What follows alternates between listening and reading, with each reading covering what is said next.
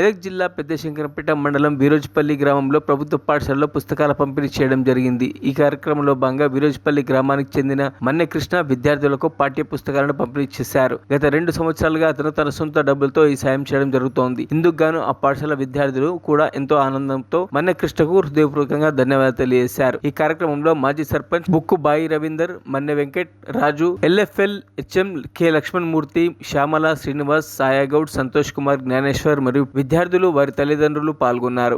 Private పాఠశాలకు పంపించకూడదు.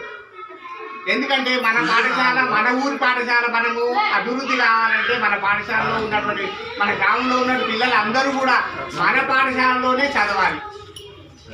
మన పాఠశాలలో ఇప్పుడు ఎంతమంది అంటే వేరే స్కూళ్ళల్లో ఎక్కడ కూడా లేరు స్టాఫ్. మన దగ్గర 6 మంది స్టాఫ్ ఉన్నారు. ఇక్కడ పాఠశాలలో ఉన్నటువంటి విద్యార్థులు 80 మంది, మరి 6 మంది స్టాఫ్ ఉన్నారు.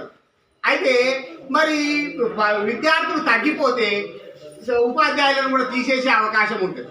అందుకనే మీ తల్లిదండ్రులను కోరేది ఏంటంటే మన విద్యార్థులు, మన గ్రామంలో ఉన్నటువంటి పిల్లలందరినీ కూడా మన పాఠశాలలోనే చేర్పించి మన పాఠశాల అభివృద్ధికి తోడ్పడతారని చెప్పేసి వ్యక్తి అయినటువంటి మన్నె కృష్ణ గారు, ఆయనకు భగవంతుడు ఒక మంచి ఆలోచన కలిగించి విద్యార్థులకు ఎంతో కొంత తన శక్తి మేరకు సహాయం చేయాలనుకున్నాడు. కాబట్టి దాని కార్యరూపంలో ఈరోజు రావడం జరిగింది.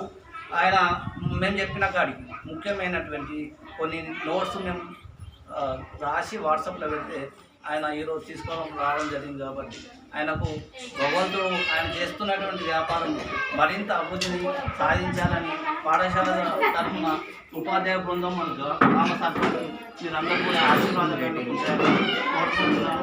గతంలో నేను ఇక్కడ లేనప్పుడు కూడా వాళ్ళ నాన్నగారు కూడా పిల్లలకు షూ ఇచ్చినట్టుగా మాకు సమాచారం.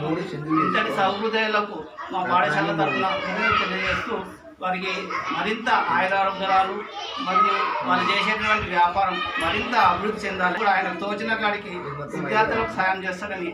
మరిన్ని అప్డేట్స్ కోసం మా ఛానల్ని సబ్స్క్రైబ్ చేయండి.